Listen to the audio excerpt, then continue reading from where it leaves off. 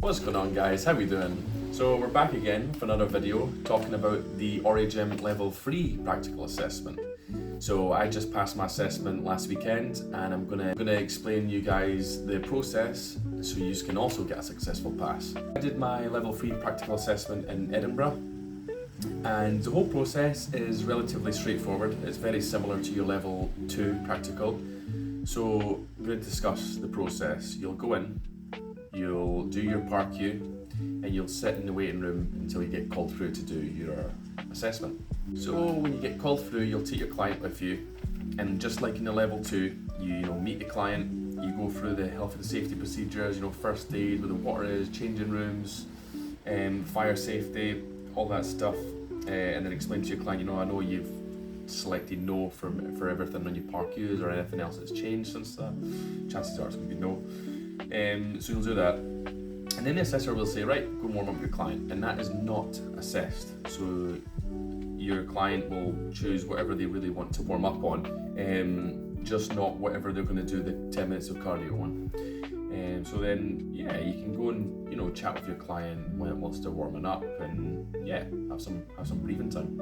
Then you'll move on to your 10 minutes of cardio. Now there's 3 cardio training systems. You've got fartlek, which is what I got. Swedish stands for speed play. You have interval, and then you have aerobic curve, or LSD, long slow duration. So I got fartlek for mine, which was absolutely fine. So I got fartlek. And it stands for speed play, and to me it was quite easy actually, because you're using your imagination with fartlek, so that it's unstructured and it's variable in terms of speeds. So I had my client on the bike because I found that was the easiest to do the fartlek training system on. So I had my client cycling, then I'd be explaining, right, you see it's a long straight ahead of us, we're just going to build up a nice speed. And I'm like, oh, do you see that? That's a really steep hill, so get climbing, So you're playing with your imagination and envisioning hills and dips and going over different, terrain like grass. It's going to need more momentum, so stuff like that. So let's talk about the training systems that you guys are going to do. So obviously Origym, there's 10 different training systems. Chances are you're not going to get gym and volume training, because that is really long. It's 10 sets and then 3 isolation sets. So, the examiner wants to go home, but still prepare for it just in case, you never know. So, you'll do 4 training systems. Now I got trisets, drop set, post-exhaust, and negatives. They were my 4 advanced training systems that I had to do with my client. If I can give you the biggest tip, now I wish I had prepared more about what I'm going to tell you. Now, know off by heart these advanced training systems, but know the benefits within these exercises and within these systems. So, trisets, you can explain to your client, trisets are good if you only have a little bit of time in the gym and you want to quickly bash out these 3 exercises in a very short space of time.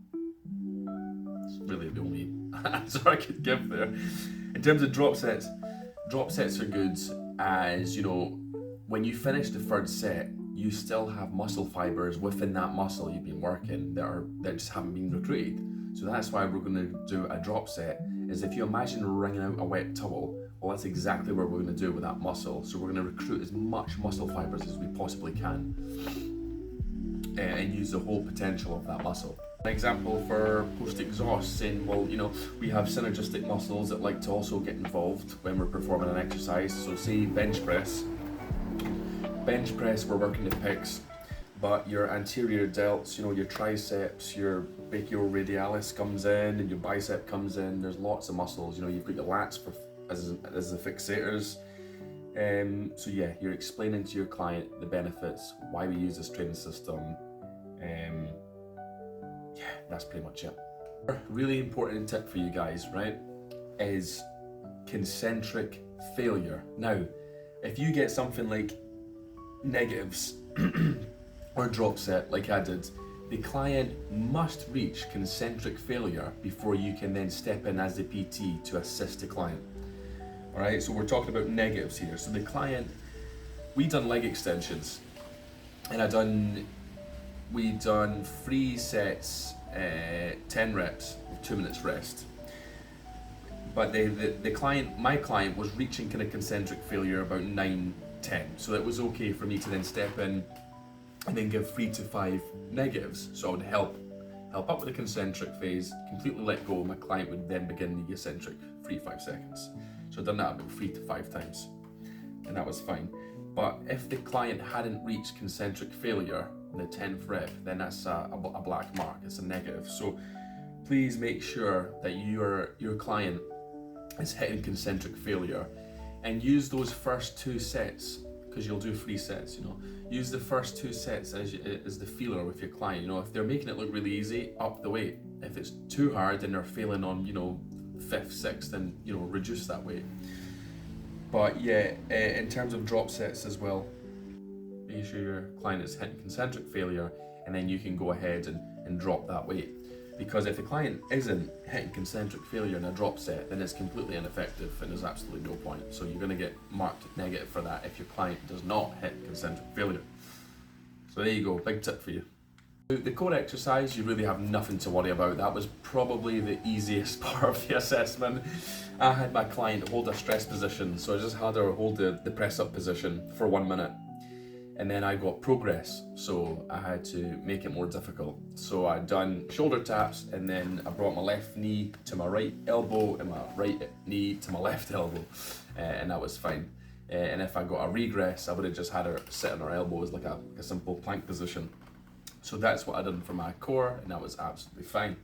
And then you just do your cool down with the client. I mean, you don't even do it actually. You just explain to your client, okay, now when we're finished our session, we want to do some development stretches, and this will go through the benefits of why we do that. It will reduce the chance of getting DOMS, delayed onset muscle soreness, prevent blood pooling, minimizing injuries, everything like that.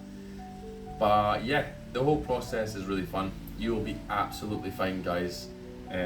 Nothing to worry about as long as you prepare, know all the 10 training systems, and know why you're doing these training systems as well with your client, and explaining that to your client. We're going to do this because blah blah blah blah. All right, you will be absolutely fine. You'll be walking out that test center, puffed out chest, head held high, with a guaranteed pass, 100%. So we'll just do a big overview of the top tips to pass your level 3 exam. I'm just going to reiterate what I've said. So, boom, explaining the benefits of the training systems, knowing the training systems, getting your client to reach concentric failure, 100%, otherwise that'll be a negative, explaining all the health and safety procedures with your client. That's it, knowing how to progress or regress your core exercise that you're going to use, and understanding the 3 cardio training systems, which are really easy. Cardio is fine, you'll do that, no bother. But yeah, the advanced training systems, making sure you're overlooking what Origym have shown you, watching the videos, that's what I've done, and it really helped. And as well as just reading a bit of what Origym have got in their platform. So yeah, you'll be absolutely fine.